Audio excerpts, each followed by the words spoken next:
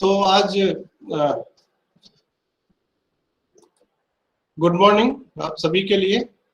और आज का हमारा जो टॉपिक है, जो प्रेजेंटेशन प्रीति कर चुकी है, बहुत अच्छा प्रेजेंटेशन प्रीति ने किया। The committee to advise on renovation and rejuvenation of higher education in India. जैसा कि प्रेजेंटेशन में हम लोग बात कर चुके थे, और आप अपने, ये बहुत कॉमन वर्ड था कि हम अपने घर को रिनोवेट करा रहे हैं या रिजुविनेट होना चाहिए। तो भारत में जो उच्च शिक्षा है, उच्च शिक्षा पर बहुत बड़े सवाल उठते रहे, जबकि हमारा जो भारत का उच्च शिक्षा की व्यवस्था है वो one of the biggest system of higher education है इन द वर्ल्ड। आप लोगों को पता है कि 1857 से हम लोगों ने जो मॉडर्न हायर एजुकेशन है उसमें हम लोगों ने प्रवेश किया और प्रेसिडेंसी कॉलेजेस खुले मद्रास, कलकत्ता और बॉम्बे में।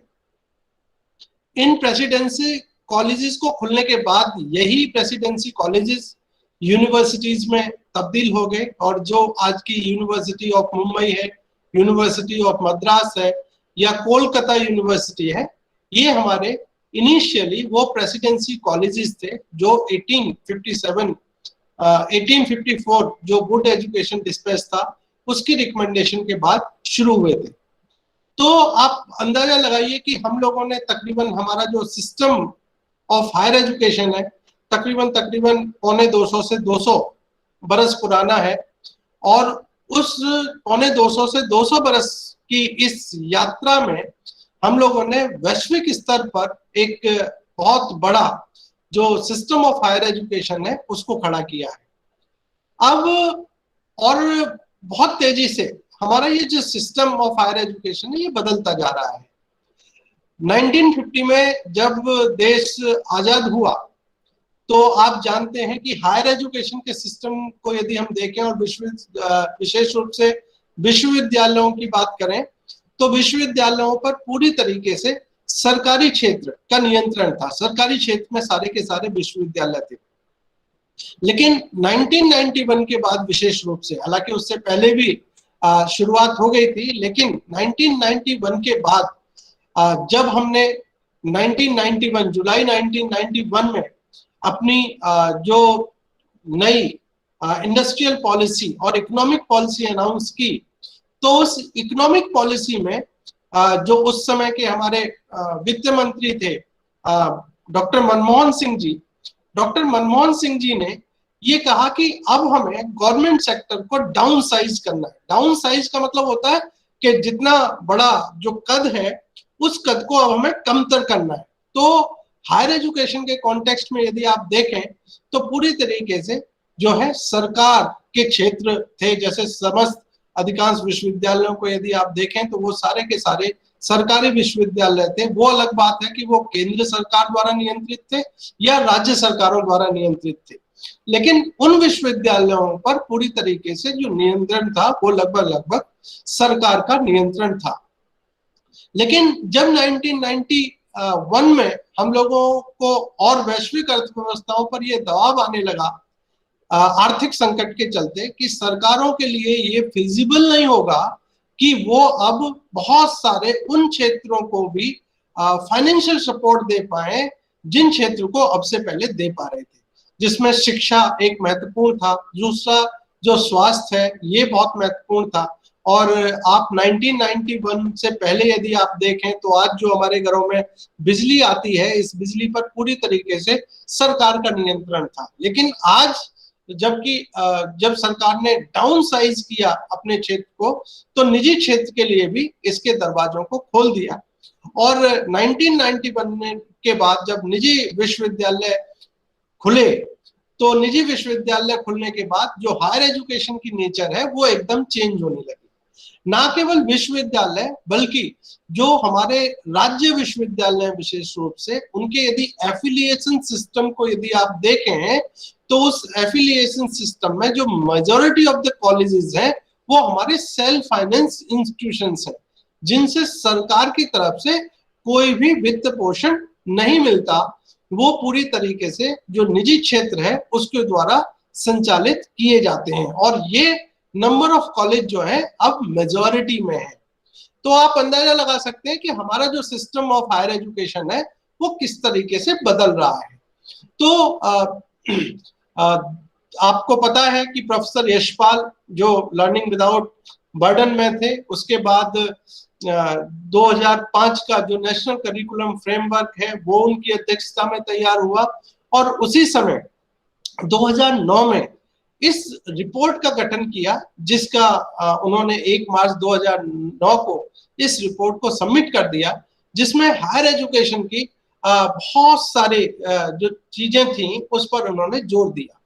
जैसे सबसे पहले उन्होंने जो बात करी वो करी कि जो आइडिया ऑफ ए यूनिवर्सिटी जो होता है वो क्या होता है, मतलब विश्वविद्यालय का एक जो विचार है वो क्या होता है, ये विश्वविद्यालय किस लिए होते हैं, किसी भी राष्ट्र के लिए इन विश्वविद्यालयों का क्या महत्व होता है। दूसरी बात उन्होंने कहा कि जो हमारा इंडियन हायर एजुकेशन सिस्टम है उसके सामने क्या चैलेंजेस हैं, उन चैलेंजेस को इन्होंने पॉइंट आउट किया।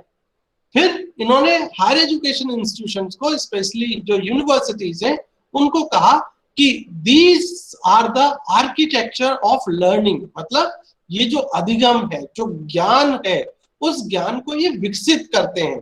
जबकि प्राइमरी और जो सेकेंडरी एजुकेशन होती है उस पर हमारा जो ज्ञान का प्रचार और प्रसार तो होता है, लेकिन जो विकास है वो विकास का काम नहीं करता। फिर उसके बाद उन्होंने पूरा भारत में कि उच्च शिक्षा की संरचना क्या है, उसका विस्तार क्या है, उसकी पहुंच क्या है, इस बात पर बात करी। और उसके बाद उन्होंने गवर्नेंस एंड ऑटोनॉमी कि ये किस तरह से संचालित होते हैं और इनमें कितनी स्वायत्तता है, इसकी तरफ उन्होंने इशारा किया। फिर मल्टीप्लिसिटी ऑफ रेगुलेटरी सिस्टम, जो एक बहुत बड़ी समस्या बनती चली जा रही थी, और इस पर विचार किया। और अब यदि हम न्यू एजुकेशन पॉलिसी को देखें तो न्यू एजुकेशन पॉलिसी भी अब हमें एक सिंगल रेगुलेटरी रिजीम की तरफ लेकर जा रही है। तो आप अंदाजा लगाइए कि AICTE अलग है, NCTE अलग है, BCI अलग है, उसके बाद MCI अलग है, PCI अलग है। इसी तरह की बहुत सारी जो हायर एजुकेशन है उसकी जो नेचर है उसके हिसाब से जो रेगुलेटरी बॉडीज हैं वो बन गई। तो उस पर उन्होंने बात किया कि आखिर इन मल्टीपल रेगुलेटरी जो सिस्टम्स हैं इनसे हमारी हायर एजुकेशन में कुछ एक कंफ्यूजिंग स्टेट्स तो डेवलप नहीं हो रही, इस पर उन्होंने बात किया। और उसके बाद उन्होंने जो आइडिया दिया, रिकमेंडेशंस के फॉर्म में आइडिया दिया, वो था recovering the idea of the university A road map, कि इस जो पहला जो शुरुआत की थी the idea of A university, उस आइडिया ऑफ यूनिवर्सिटी को हम किस तरह से रिकवर करेंगे। उन्होंने एक ब्लूप्रिंट दिया, रोड मैप दिया। तो आज हम लोग जो प्रेजेंटेशन प्रीति ने किया था, और बहुत अच्छा प्रेजेंटेशन प्रीति ने किया था, हम लोग आज इस प्रेजेंटेशन पर जो डिस्कशंस हैं उन डिस्कशंस को आगे बढ़ाते हैं। और अब मैं प्रीति से कहूंगा कि प्रीति अपना जो माइक्रोफोन है वो ऑन कर ले, और आप लोग भी जिनको सवाल करना है वो अपने अपने सवाल करें, वन बाय वन प्रीति जो है उन सवालों के जवाब देंगी। प्रीति। Yes sir.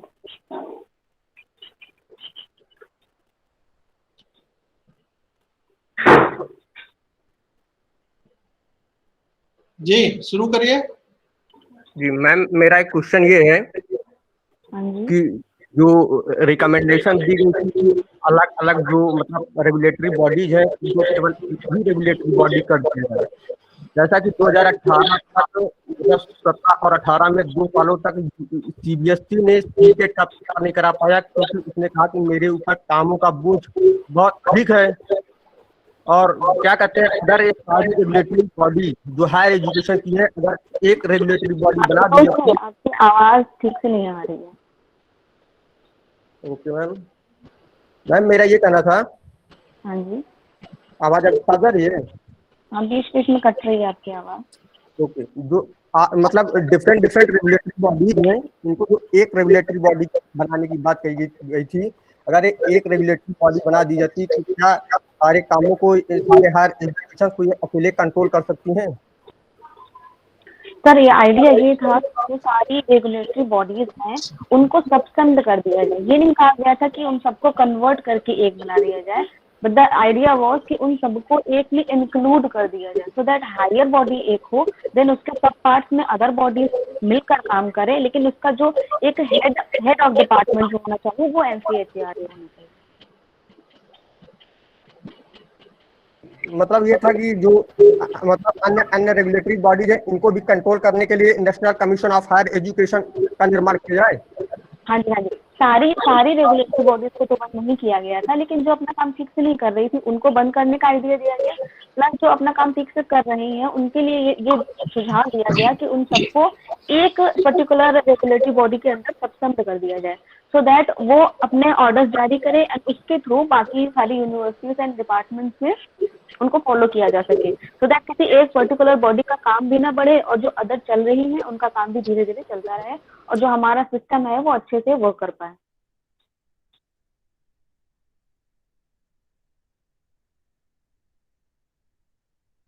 लेकिन मैम ये जो अलग अलग आशुतोष जी सर, जी सर, प्रीति, बेसिकली क्या था, इसको हमें इस तरह से समझना चाहिए कि जो हमारे यहाँ जैसे हमारा टीचर एजुकेशन प्रोग्राम है उसको जो रिकॉग्निशन और उसकी डिमांड और सप्लाई को जो कंट्रोल करती है वो national council for teacher education करती है, ठीक है ना। तो national council for teacher education ने अपनी रेगुलेशंस दी 2014 की। अब उसने असिस्टेंट प्रोफेसर बनने के लिए क्या किया कि उसने दे दिया कि भाई एक स्टूडेंट को MA होना चाहिए रेलेवेंट सब्जेक्ट में, उसके बाद B.Ed और M.Ed होना चाहिए, इतना उसने दे दिया। अब हायर एजुकेशन को जो कंट्रोल करती है वो करती है UGC। UGC ने अपनी जो रिकमेंडेशंस थी, मतलब अपनी जो एलिजिबिलिटी है उसमें लिख रखा है, for appointment as an assistant professor one must be having NET/PhD degree. अब देखिए ये कॉन्ट्रडिक्शन हो गया। तो जब हम भी यहाँ काम कर रहे थे कानपुर में तो हमारे सामने ये सवाल आया कि B.Ed कॉलेजेस में जो टीचर्स अपॉइंट होंगे तो क्या वो नेट वाले होंगे या जो प्लेन M.Ed वाले हैं वो होंगे। तो अब हुआ क्या कि बहुत सारे जो विश्वविद्यालय थे उन्होंने जो प्लेन M.Ed था उसको अपॉइंट करना शुरू कर दिया, लेकिन हम लोगों ने यहाँ क्वेश्चन ये रेज किया कि क्योंकि हम असिस्टेंट प्रोफेसर को अपॉइंट कर रहे हैं और हमारा जो एजुकेशन है B.Ed और M.Ed है वो हायर एजुकेशन का हिस्सा है, तो वहां हम एक तरफ जो सब्जेक्ट की रिक्वायरमेंट्स हैं उसके लिए हम NCTE को मानेंगे और जो असिस्टेंट प्रोफेसर का अपॉइंटमेंट है उसके लिए हम लोग जो UGC की क्वालिफिकेशन है उसको मानेंगे। हालांकि हम लोगों पर काफी दबाव था और दबाव इस बात का था कि आप लोग इंटरवीन कर रहे हो और आप UGC को तो एक्सेप्ट कर रहे हो लेकिन NCTE को नेगेट कर रहे हो। इवन बहुत सारे लोगों ने सवाल किया। तो मैंने इस चीज को फिर फाइनली जो बात की मैंने उस समय अपनी बात को कन्विंस करने के लिए, तो मैंने यही कहा कि यदि हम डिपार्टमेंट ऑफ एजुकेशन में अपॉइंटमेंट करते हैं और हम एडवर्टीजमेंट देंगे तो हम एडवर्टीजमेंट को देते वक्त कौन सी क्वालिफिकेशंस देंगे, खाली प्लेन M.Ed की देंगे या NET/PhD की देंगे।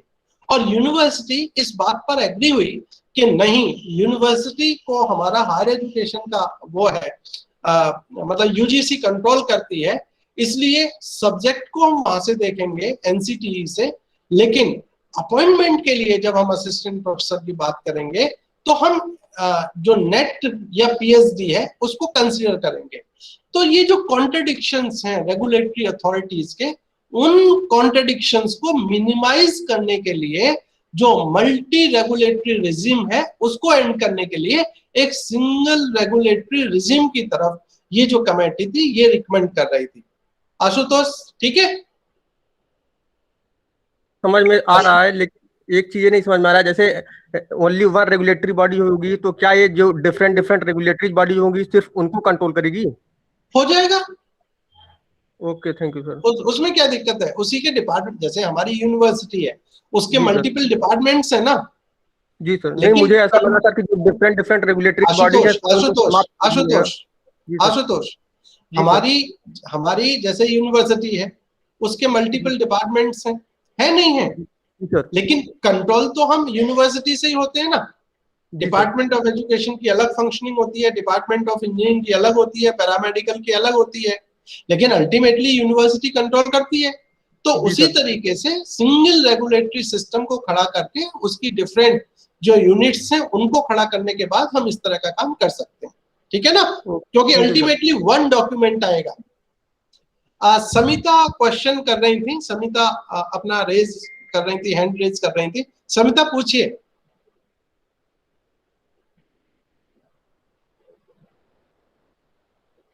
समिता सिंह।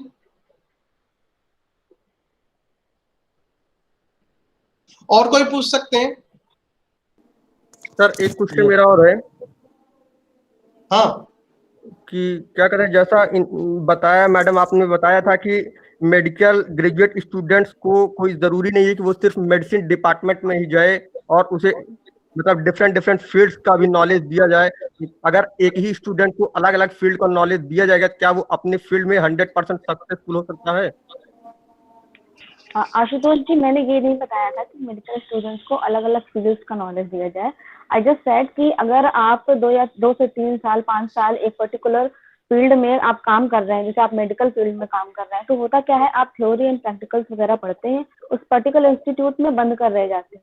हमारे जो आसपास की सोसाइटी, कल्चर और आसपास का जो एरिया है, उसके अकॉर्डिंग जो एक बच्चे का होलिस्टिक डेवलपमेंट होना चाहिए, वो कहीं ना कहीं एक मेडिकल स्टूडेंट या इंजीनियरिंग स्टूडेंट का नहीं हो पाता है, क्योंकि उसको फील्ड वर्क नहीं दिलाया जा सकता। फॉर एग्जाम्पल, जैसे एक मेडिकल का बच्चा जब कोई स्टडी कर रहा होता है, तो उसके लिए बहुत जरूरी है कि कुछ मंथ में या साल में 1-2 बार क्या हो, उसको मेडिकल कैंप्स वगैरह में लेके जाए, सो दैट वो आसपास की सोसाइटी को भी समझे, कल्चर को भी समझे। होता क्या है, कभी कभी सोसाइटी की वजह से लोगों में जो अपनी बीमारियां होती हैं वो बहुत ज्यादा होती हैं, कहीं कहीं बहुत सारी चीजों को आज भी नहीं ठीक समझा जाता है, और उनको क्या होता है कि मेडिकल फील्ड में छोटी छोटी बीमारियां होती है, लोग क्या कहते हैं कि डॉक्टर के पास जाने की क्या जरूरत है, या औरतें हैं इनको डॉक्टर को दिखाने की क्या जरूरत है, ये अपने घर में अपने देखभाल कर सकती है।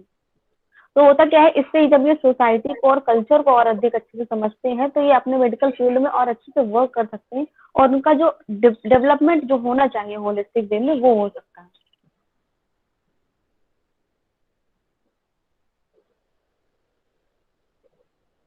आशुतोष, ठीक है? जी सर, थैंक यू। ठीक है। इंद्रेश इलेक्ट्रॉनिक हैंड रेज कर रहे थे। इंद्रेश, सवाल पूछिए अपना। यस सर, मेरा सवाल सर यह है कि हायर एजुकेशन में सर कौन कौन सी चुनौतियां हैं जिनको दूर करने के लिए इस यशपाल कमेटी का गठन किया गया 2009 का, और डीम्ड यूनिवर्सिटी को बंद करने का सुझाव क्यों दिया गया? बताइए प्रीति। इंद्रेश जी, हायर एजुकेशन में चुनौतियां तो बहुत सारी थी, और कोई भी चुनौती ओवर द टाइम एक टाइम एकदम अचानक से नहीं आ जाती, धीरे धीरे टाइम टू टाइम वो जो चैलेंजेस होते हैं वो बढ़ते चले जाते हैं। जैसे यशपाल जी ने बताया था कि हमारे जो अंडर ग्रेजुएट या ग्रेजुएट लेवल के जो प्रोग्राम्स थे, वो सबसे पहले उन्होंने कहा कि सबसे बड़ी प्रॉब्लम यही है कि वो बहुत ज्यादा थ्योरेटिकल है, हमें प्रैक्टिकल वर्ड की ओर बहुत ज्यादा ध्यान नहीं दिलाया जाता। फॉर एग्जाम्पल, अगर मैंने बीएससी करी है, बीएससी की मैथ्स की अगर बात करते हैं हम, इंटीग्रल कैलकुलस है, वेक्टर कैलकुलस है, रियल एनालिसिस है, ये सारी चीजें हम पढ़ते तो हैं, थ्योरी थ्योरी पढ़ते रहते हैं, क्वेश्चन सॉल्व करते हैं और एग्जाम में पास हो जाते हैं, लेकिन प्रैक्टिकल वर्ल्ड में इनसे क्या रिलेशन है हमारा, इनको हम कैसे यूज कर सकते हैं, शायद ही हमें कभी बताया जा सकता है। हम बीएससी करते हैं, डिग्री लेते हैं और आगे बढ़ जाते हैं, लेकिन मेन इनका मुद्दा ये था कि हमारे जो भी प्रैक्टिकल वर्ड है और जो थ्योरेटिकल वर्ड है, उनके बीच में धीरे धीरे इनविजिबल वॉल क्रिएट होती चली जा रही है। तो हमारे सामने ये बहुत बड़ा चैलेंजेस है, हमें इसको दूर करने की कोशिश करनी चाहिए, ताकि हम जो बच्चा है उसका अदर एनवायरनमेंट के थ्रू उसका प्रैक्टिकल वर्ल्ड से कनेक्शन करवा पाए। प्लस इन्होंने और भी बहुत सारी चैलेंजेस के बारे में बताया था। जैसे उन्होंने कहा था कि जो डीम्ड यूनिवर्सिटीज है, डीम्ड यूनिवर्सिटीज किसी एक पर्टिकुलर फील्ड पर काम करती हैं, जैसे एग्रीकल्चर के लिए अलग यूनिवर्सिटीज हो गई, टेक्नोलॉजी के लिए हो गई, फार्मिंग के लिए हो गई, हमने बहुत सारी यूनिवर्सिटीज का नाम सुना होगा जो फार्मिंग के लिए चलती हैं, डी फार्मा टाइप की यूनिवर्सिटी चलती है, एग्रीकल्चर के लिए चलती है। तो उन्होंने कहा कि ये जो पर्टिकुलर एक स्पेसिफिक फील्ड पर काम करने वाली जो यूनिवर्सिटीज हैं, इनको यूनिवर्सिटीज ना कहकर डीम्ड टू बी यूनिवर्सिटीज कहा जाए, बेहतर होगा कि ये बच्चों के होलिस्टिक डेवलपमेंट पर ध्यान दे, सिर्फ एक पर्टिकुलर फील्ड पर काम ना करें। तो इनमें से जो डीम्ड यूनिवर्सिटीज अपना काम ठीक से नहीं कर रही थी, सिर्फ एक दूसरे की देखा देखी में आए दिन नई नई डीम्ड यूनिवर्सिटीज खड़ी होती जा रही थी, उनके लिए ये सुझाव दिया गया था कि या तो उन्हें बंद कर दिया जाए, और अगर वो डिजर्विंग है तो उन्हें फुल फ्लेज्ड यूनिवर्सिटी में तब्दील कर दिया जाए। प्लस एक चुनौतियां ये भी बताई गई थी कि हमारा जो प्रोग्राम्स हैं उनमें क्या होता है कि बच्चा पास तो हो जाता है, अपना डिग्री ले लेता है और अपनी एजुकेशन कंप्लीट करके आगे बढ़ तो जाता है, लेकिन रियल लाइफ में जब सिचुएशंस में आता है तो उसके पास वो जरूरी स्किल्स नहीं होती हैं कि वो अपने रियल लाइफ की प्रॉब्लम्स को एनालाइज कर पाए और सॉल्व कर पाए। तो हमारा करिकुलम भी कहीं ना कहीं फिर से रिफॉर्म करने की आवश्यकता है। एंड टीचर्स एजुकेशन बहुत जरूरी है कि जो टीचर्स पहले से अपॉइंट हो उनको लिए रिफ्रेशिंग कोर्सेज वगैरह करवाए जा सकें, सो दैट वो आए दिन जो नवाचार हो रहे हैं, जो नई नई टेक्निक्स आ रही हैं जिनका उन्हें ज्ञान होना बहुत जरूरी है, उनसे वो अवेयर हो सके। और जो टीचर्स न्यूली अपॉइंट हो रहे हैं उनके लिए भी कहीं ना कहीं फुल फ्लेज्ड ओरिएंटेशन प्रोग्राम करवाए जा सके, ताकि वो पुराने टीचर्स से एक्सपीरियंसेस ले सके, नई टेक्नोलॉजी से रूबरू हो सके, और जो भी चैलेंजेस हमारे एजुकेशन में आ रहे हैं उनको दूर करने के लिए फर्दर वो वर्क कर सके। ठीक है इंद्रेश जी। नेक्स्ट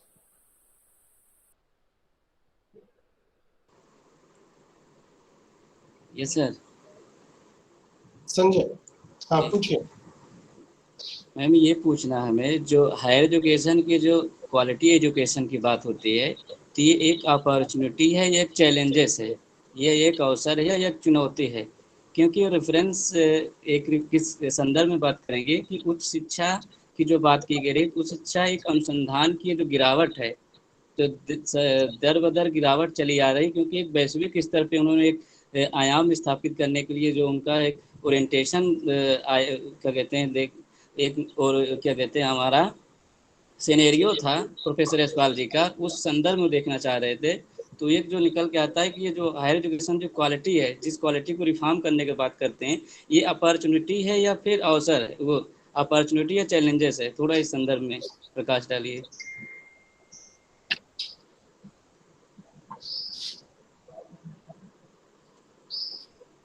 सत्य जी, मुझे आपका क्वेश्चन समझ में नहीं आया। मैं ये कह रहा था कि जो हायर एजुकेशन की गुणात्मक शिक्षा की बात की जा रही है, कुछ में सुधार कैसे किया जाए, तो ये सुधार करने के बाद कहाँ से आ रही है? अगर हो सकता है ये अवसर हमारे ज़्यादा बढ़ रहे हों, अवसर के साथ साथ उन अवसर में कौन सी चुनौतियाँ आ रही हैं, उनसे निपटने के लिए हमको सुधार करना है, उसके लिए कमेटी शायद गठित की गई होगी उस रेफरेंस में। क्योंकि ये इस कमेटी का जो आप जब देखोगे यूजीसी एनसीटी का जो एक रेगुलेटरी बॉडी कंडक्ट करने के बाद NCHER गठित किया जा रहा था, उसमें साफ साफ एक शब्द का जो देखिए आ रहा है, अनुसंधान रिसर्च। क्योंकि जब हायर एजुकेशन की हम बात करते हैं तो बेसिकली उस तरफ हम अपने आप को प्रमोट करते हैं कि रिसर्च के क्षेत्र में कुछ नया खोज करें और नए हिसाब से पुराना जो ट्रेडिशनल कन्वेंशियल हमारा मेथड है उससे हम को बाइकाट होते हुए अपने आप को हम आगे कैसे बढ़ें। क्योंकि जब हायर एजुकेशन की बात करते हैं रिसर्च की बात करें, क्योंकि बेसिकली ये रिसर्च की ओरिएंटेशन था, उस संदर्भ में देखना है कि क्या अवसर था, या अवसर था तो क्या चुनौतियां हैं, या दोनों एक दूसरे के एक सिक्के के दो पहलू हैं?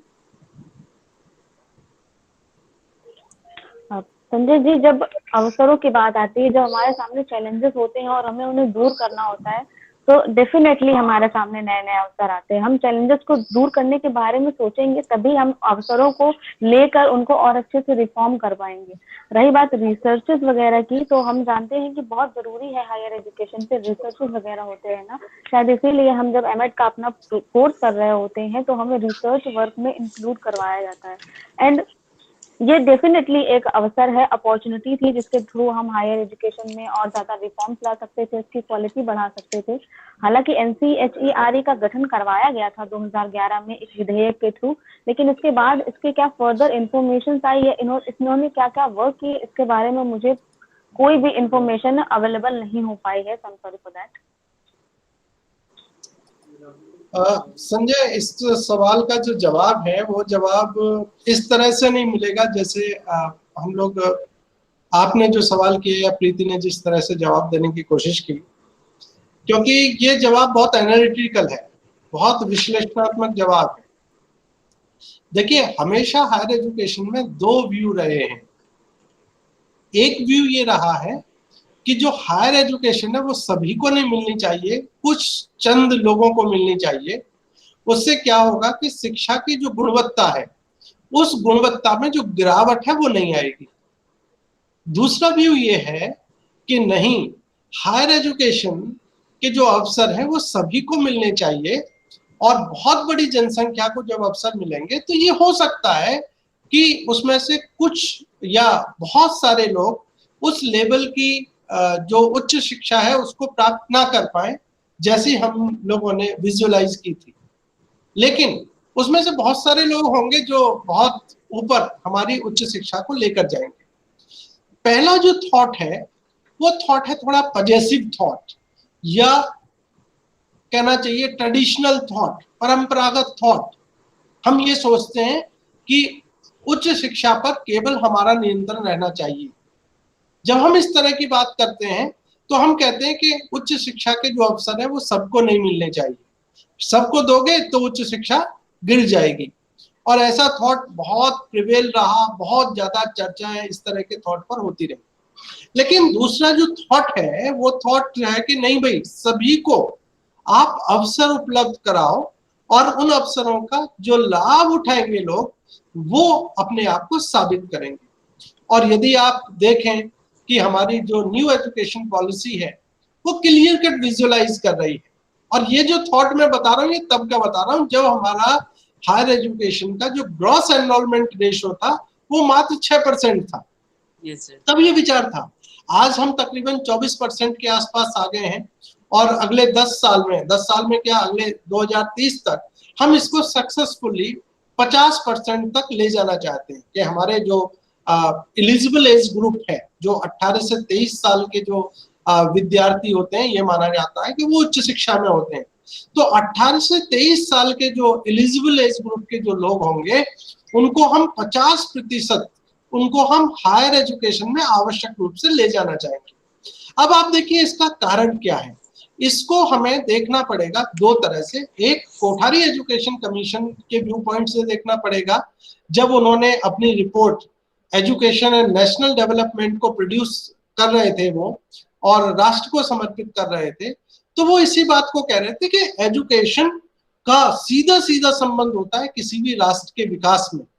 और दूसरा जो थॉट है वो ये है कि हमें देखना चाहिए जो डेवलप्ड नेशंस है उनके यहाँ, कि जो डेवलप्ड नेशंस हैं उनके यहाँ लेवल ऑफ हायर एजुकेशन क्या है। तो वहां यदि ग्रॉस एनरोलमेंट रेशो यदि देखते हैं तो पता चला वो 80% से लेकर वो तकरीबन 95% तक जाता है। इसका मतलब 95% ऑफ द पॉपुलेशन को, जो उनकी एलिजिबल एज ग्रुप होती है पॉपुलेशन की, उसको वो हायर एजुकेशन में एनरोल करते हैं। हम बहुत कोशिशों के बावजूद भी 24.5% के आसपास ले जा रहे हैं। जो एक्सपेंशनरी फेज होता है, जो विस्तार का फेज होता है हायर एजुकेशन को या किसी भी स्तर पर, तो विस्तार के समय थोड़ा बहुत जो क्वालिटी होती है उस क्वालिटी के साथ कॉम्प्रोमाइजेज होते हैं। लेकिन एक बार जब एक्सपेंशनरी फेज कंप्लीट हो जाता है तो दूसरी तरफ उसकी जो क्वालिटी एनहांसमेंट है, जो उसकी गुणवत्ता में वृद्धि का जो मामला है, उस पर फिर काम करना शुरू कर देता है। और ये पूरा प्रक्रिया का हिस्सा होता है, ये कोई एक पॉइंट ऑफ टाइम नहीं होता है। तो हमें दो तरह से चीजें देखनी चाहिए। एक चीज कि क्या ये चुनौती है, निश्चित रूप से ये चुनौती है। क्वालिटी को एनहांस करना अपने आप में एक चुनौती है, क्योंकि चुनौती के लिए क्या करना पड़ेगा आपको, क्वालिटी एनहांसमेंट के लिए कि जो इंफ्रास्ट्रक्चरल फैसिलिटीज है उनको खड़ा करना पड़ेगा। फिर उसके बाद इंफ्रास्ट्रक्चर का मतलब यही नहीं होता कि बिल्डिंग बना दें, भवन बना दें, उसमें कंप्यूटर रख दें, बल्कि जो क्वालिटी टीचर्स हैं, क्वालिटी स्टूडेंट्स हैं और क्वालिटी सपोर्टिंग स्टाफ भी हम लोगों को डेवलप करना पड़ता है। यदि हम ऐसा डेवलप कर पाते हैं तो हम क्वालिटी एनहांसमेंट की तरफ बढ़ सकते हैं। लेकिन इस चैलेंज के साथ साथ ये अवसर भी होता है, और अवसर को हमें समझने के लिए वही, जैसा मैंने कोठारी एजुकेशन कमीशन के हिसाब से कहा कि यदि हम बहुत बड़ा हायर एजुकेशन सिस्टम खड़ा करते हैं तो हायर एजुकेशन सिस्टम और क्वालिटी हायर एजुकेशन सिस्टम खड़ा करते हैं, तो हमारी जो मैन पावर है, मैन पावर नहीं कहना चाहिए बल्कि वर्क फोर्स कहना चाहिए, क्योंकि मैन पावर में तो ऐसे लगता है खाली पुरुष हैं, बल्कि वर्क फोर्स जो होती है उसमें पुरुष और जो महिलाएं होती है दोनों होती हैं। तो ये तैयार होती हैं उस क्वालिटी हायर एजुकेशन सिस्टम से, और ये अर्थव्यवस्था के उन सभी क्षेत्रों में जाते हैं जो अर्थव्यवस्था को नियंत्रित या संचालित करते हैं। तो यदि इस एंगल से हम देखें तो हम लोगों को ये समझना पड़ेगा कि यदि हम quality system of higher education खड़ा करते हैं और उससे क्वालिटी वर्क फोर्स को तैयार करते हैं, तो वो हमारा लिए, हमारे राष्ट्र के लिए, हमारे समाज के लिए और उस इंडिविजुअल के लिए एक अवसर के रूप में भी शामिल होगी, शुमार होगी। ठीक है Sanjay? Yes sir. Clear? Sir, तो कहीं ना कहीं ये सारी चीजें प्राइवेटाइजेशन की ओर इशारा कर रहे हैं, क्योंकि अगर हम क्वालिटी बढ़ाना चाहते हैं तो हमें कहीं ना कहीं क्वांटिटी तो कम करनी ही पड़ेगी। ऐसा नहीं है, दोनों साथ साथ चल सकती हैं, लेकिन जब हमारा फोकस क्वांटिटेटिव एक्सपेंशन पर होता है तो निश्चित रूप से थोड़ा सा ऐसा लगता है कुछ समय के लिए कि हम क्वालिटी के साथ कॉम्प्रोमाइज कर रहे हैं, लेकिन दोनों चीजें साथ चलती हैं और एक ये प्रक्रिया का हिस्सा है, टाइम लगता है, ऑल ऑफ सडन नहीं हो जाता है ना भाई। एमएड के इस प्रोग्राम को करने के लिए ऐसा थोड़ी कोई घुट्टी थी डिपार्टमेंट एक सप्ताह में पिला देता, तैयार कर देता, बल्कि 2 साल के लिए एक टाइम लग रहा है ना, और 2 साल में हम सीख रहे हैं, तो हमारी जो स्किल्स हैं, हमारी जो नॉलेज है वो डिफरेंट टाइप की डेवलप हो रही है। नेक्स्ट समिता, आप इलेक्ट्रॉनिक हैंड रेज कर रहे हो, अपना सवाल पूछो Samita. My second is question, पूछो। जब हायर एजुकेशन की सर बात करते हैं, थोड़ा सा मेरे क्वेश्चन थोड़ा सा उस तरीके से होते हैं, क्योंकि क्वेश्चन बताने के बाद फिर उसमें प्रश्न आते हैं तो समझ में आते हैं, क्योंकि सीधा प्रश्न कर देने से वो क्लियर कट नहीं हो पाता है। तो सर ये पूछना था कि हायर एजुकेशन की जब बात करते हैं, हायर एजुकेशन के उच्च शिक्षा के स्तर की, तो उसका भी स्वरूप देखेंगे तो बहुत ज़्यादा डाइवर्जेड है, कि कुछ केंद्रीय विश्वविद्यालय हैं, कुछ राज्य विश्वविद्यालय हैं, कुछ डीम्स हैं। तब होता क्या है यहाँ पे, मान लीजिए, क्योंकि हम गुणात्मक एजुकेशन की बात करते हैं कि गुणवत्ता कैसे बढ़े, क्योंकि जब कम होगी तभी बढ़ने की बात करेंगे। अब कहाँ कम होगी उसकी चिन्हित करेंगे, उसकी पहचान करेंगे। जब तक आइडेंटिफिकेशन नहीं करेंगे तो उसका उचित समाधान की ओर हम नहीं अग्रसर बढ़ सकते, भले कागजी कार्रवाई कर लें, अलग बात है। तो जब हम देखते हैं कि विश्वविद्यालय का जो स्वरूप है, कुछ सेंट्रलाइज है, कुछ स्टेट है, कुछ डीम्स हैं। अब इसका जो स्वरूप बदला हुआ है, कुछ यूजीसी उनको ग्रांट कमीशन देती है या फिर कुछ रेगुलेट करती है, कोई पाठ्यक्रम, आदर्श पाठ्यक्रम उनको प्रोवाइड करके वो करती है। लेकिन इन सब को जो एक अध्यापक और शिक्षक और पाठ्यक्रम का जो एक समन्वय होता है, तो कहीं ना कहीं कुछ ऐसे यूनिवर्सिटीज जो देखने को मिलती है, बेसिकली जो वहाँ के टीचर अपॉइंटमेंट हो रहे हैं, कुछ आसपास, मतलब एक बड़ा तबके के आसपास ही गुजर के रह जा रहा है, मीन्स क्योंकि वो किसी संस्था से नहीं टीचर जा पा रहे हैं, न किसी रेगुलेटर एजेंसी के द्वारा जा रहे हैं। वहाँ के जो अपॉइंटमेंट टीचर हैं ऑलरेडी वही टीचर बनते जा रहे हैं, उन्हीं के दादा परदादाओं के एक जो पीढ़ी है, सीक्वेंस है, वो बनती चली जा रही है। क्योंकि हम बात करते हैं रिसर्च के क्षेत्र में, अनुसंधान, क्योंकि अनुसंधान, प्रोफेसर यशपाल जी ने कहा था कि जो अनुसंधान हमारे होते हैं वो अकॉर्डिंग टू इनोवेशन के अकॉर्डिंग होते हैं, कि समय के हिसाब से परिवर्तन होते हैं। तो जो हमारे रिसर्च हो रहे हैं वो वाकई में जमीनी स्तर पे हैं, लेकिन जब हम उसके हट के जब अपने विद्यालय के स्तर तक देखते हैं कि जो डिफरेंट स्वरूप में है, तो कुछ ऐसे यूनिवर्सिटी में जो अध्यापक हैं उनकी जो प्रोफेसरों की नियुक्ति होती है, कुछ एक तबके का, कुछ 2, 4, 5, 250, 25, 50 वर्गों का ये परिवार का समूह उसमें सिमट के रह जाता है। तो जब हम बात करते हैं एक साइकोलॉजिस्ट के परिप्रेक्ष्य में देखते हैं कि इंडिविजुअली सब लोगों का IQ लेवल अलग है, तो क्या अच्छा है कि उन्हीं लोग अच्छे होंगे, बाकी सब लोग खराब हैं? तो हो सकता है यहाँ भी क्वालिटी एजुकेशन हमारी ग्राउंड लेवल से नीचे चली जा रही हो, जिसको वार्षिक रूप से आगे न बढ़ा देने में उसका जो कार्रवाई हो उचित रूप से न हो पा रही हो, ये भी एक कारण हो सकता है। ये पूछना था। बताओ प्रीति। सर ये एक्सप्लेन ज्यादा कर रहे हैं, क्वेश्चन कम पूछ रहे हैं, तो मैं समझ ही नहीं पा रही हूँ कि एक्सप्लेन करना चाहते हैं या सवाल पूछना चाहते हैं। बेसिकली थोड़ा दोनों तरह की चीजें हो गई, थोड़ा एक्सप्लेनेशन हो गया, और एक्सप्लेनेशन क्या, ऑब्जर्वेशन हो गया कि जिस तरह का देखने में आता है उस चीज को इन्होंने बताने की कोशिश की। मैं केवल संजय इतना कहूंगा कि ये बात तो है ही है कि विश्वविद्यालयों की जो नियुक्ति प्रक्रिया है, चयन प्रक्रिया है, उस पर बहुत सारे सवाल खड़े हुए हैं। और कोई भी सिस्टम हमारा जो डाइवर्सिफाइड होता है वो उसी तरह से डाइवर्सिफाइड होता है जैसा वो नेशन में डाइवर्सिटीज होती हैं। तो निश्चित रूप से हमारे जो नेशन के लेवल पर जो डाइवर्सिटीज है वो बहुत एक्सट्रीम लेवल की हैं, और उसी तरह की एक्सट्रीम लेवल की जो डाइवर्सिटीज हैं वो हमारी एजुकेशन में भी और हायर एजुकेशन में भी दिखाई देती हैं। लेकिन इन्हीं सारी चीजों को ध्यान में रखते हुए आप लोगों को ये पता होना चाहिए कि जो हायर एजुकेशन कमीशन है वो कॉलेजेस में हायर एजुकेशन के जो टीचर्स हैं उनको अपॉइंट करता है।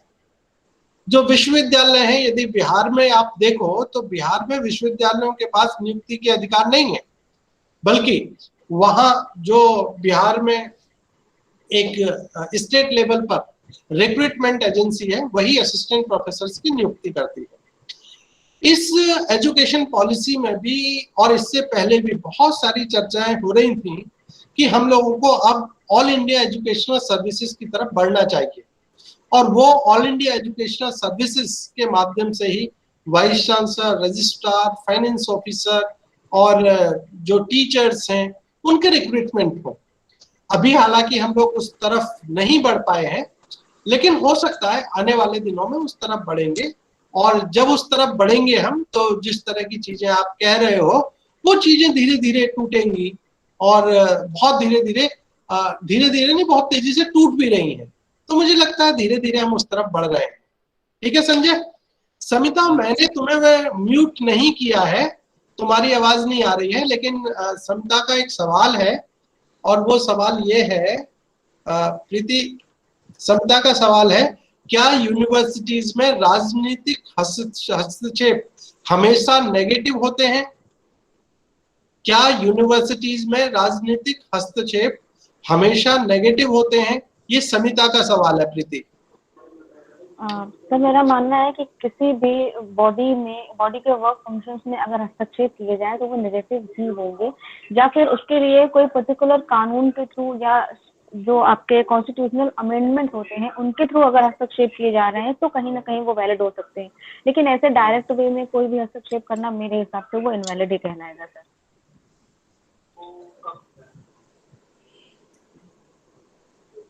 समिता, जो पॉलिटिकल इंटरवेंशंस हैं, बेसिकली देखो है क्या, हमें इस चीज को समझना पड़ेगा कि पॉलिटिक्स की जो नेचर है भारत में वो क्या है।